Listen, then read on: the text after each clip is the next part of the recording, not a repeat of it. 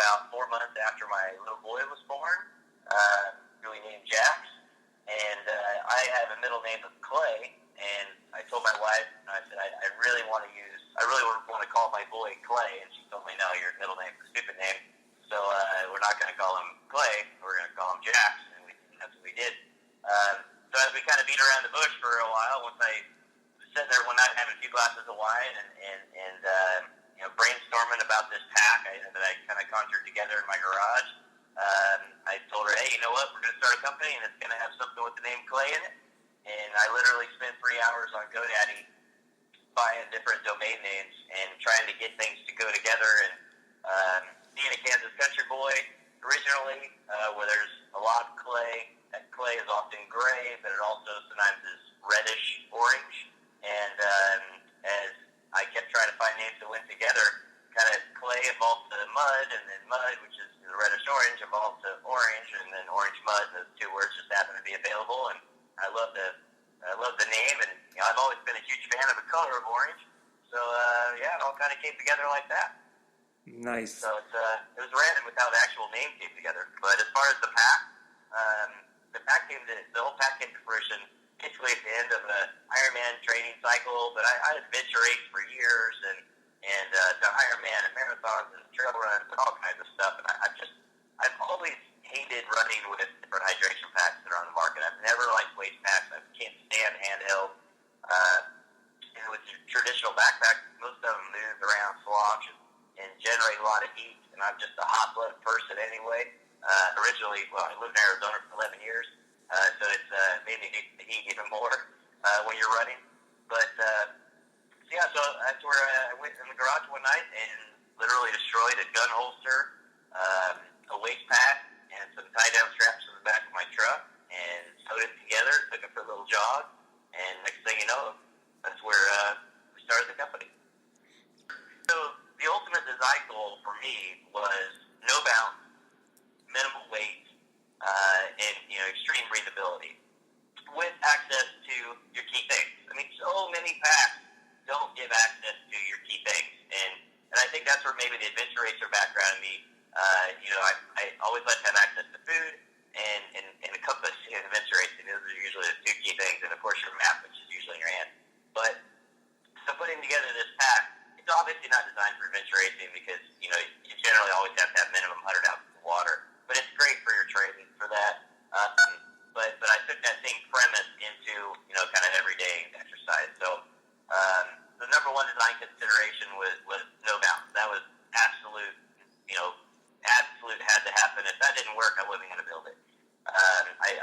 Waist packs have always driven me insane because they slosh and bounce. And if you have one that it works, it probably just works when it's full, doesn't work when it's half full or whatever. So that's step one, no bounce. Step two, obviously, on the keeping you cool side, we have a minimal footprint. That really helps. We use breathable material. That really helps. And then with the shoulder pockets we put onto the pack, that kind of covers my nutrition. So I really felt that we hit that when we first launched it. And probably my one weakness is that I didn't maybe have it aesthetically pleasing when the first launch came out. But it definitely, from a function, it was there. And from a user perspective, in response to those key objectives, people raved about it. Initially, people definitely pushed back, like, hey, this is weird. I put it on. I don't like this. I'm going to send it back. And I engaged all of them, everybody. And I literally have followed up with every single person, at least in the first 1,000. But even now we have automated follow-ups. But one of the number one responses we got was that, hey, I love this idea, but it's not going to work for me. And I just asked them, why? And they said, well, I put it on and it's very uncomfortable. And I said, well, did you put it on just in your house? And most people said, yeah. I said, well, go out and go for a run. So, we have a wear policy. You wear it as many times as you want, and if you don't like it, then send it back. But what we found is that, and we knew, obviously, is that when people would go for a run, it syncs really well with your body. We're just standing in your living room. It honestly isn't that comfortable if you wear it snug like it's designed. But that's where it's we get so many people like that, or at least early on. We had so many people like that where they would take it out and they go for a run, and usually the first email when they got back from a run would say something to the effect of, "Hey, you know what? This is pretty cool. I'm going to go for another couple runs, but I actually do really like it. Thanks for letting me, wear test it, basically." And then usually the second or the third run is usually the really neat email. That's where we get the "Holy crap, this is the most awesome thing," or "I can't believe it literally disappears in my back," or one of the, I've got this actually a few times.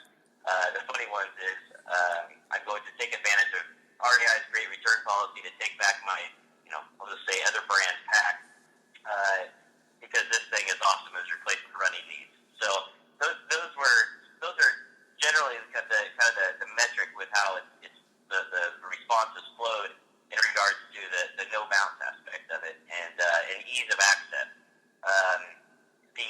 As far as the shoulder pockets, people love those. A lot of people initially don't realize how functional they are. They are really tiny. They look really tiny, but with the elastic stretch in them, there's a lot of room for your iPhone or Droid phone. About 6 to 10 gels per side, depending on which gels you use, electrolytes and whatnot, and then from a heat transfer, and it kind of goes back into the no bounce ultralight as well. We get a lot of compliments with hey, in fact, it really disappears my back. It's if I'm a real hot-blooded person, I don't feel hardly anything. A lot of stuff like that. So yeah, overall, I feel we've met all that criteria really well, and we did dial in a few tweaks from the first one. We're on version 3 now. We had a 2012, 2013, and 2014, and one of the only complaints that we got was for some broad-shouldered people. Our initial 2012 and 2013 model, the pack stopped a little short, and if you're real broad-shouldered, it would rub on your shoulder blade, on your collarbone. And for 2014, we changed that and added padding there, and it seems to have been this perfect blend for working on very, very small, tiny people, but also works on people with big, broad shoulders too. So I feel like our 2014 pack, we just nailed it. And if you, like I say, you look at the reviews out there, we've just got such awesome feedback that it's been incredible.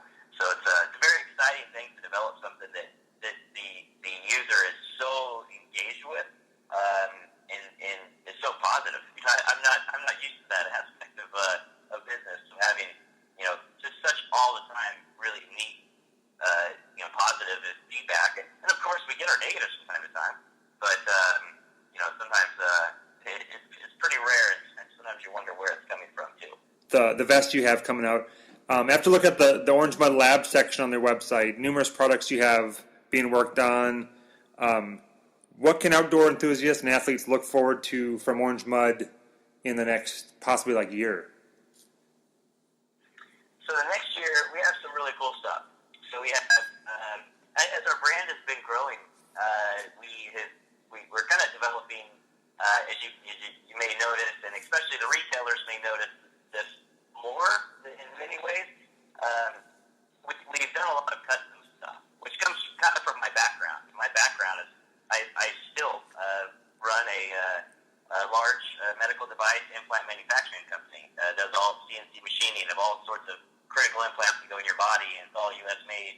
Kind of it's a big tie-in to how I treat Orange Mud and how I like to do customized options and offerings for people.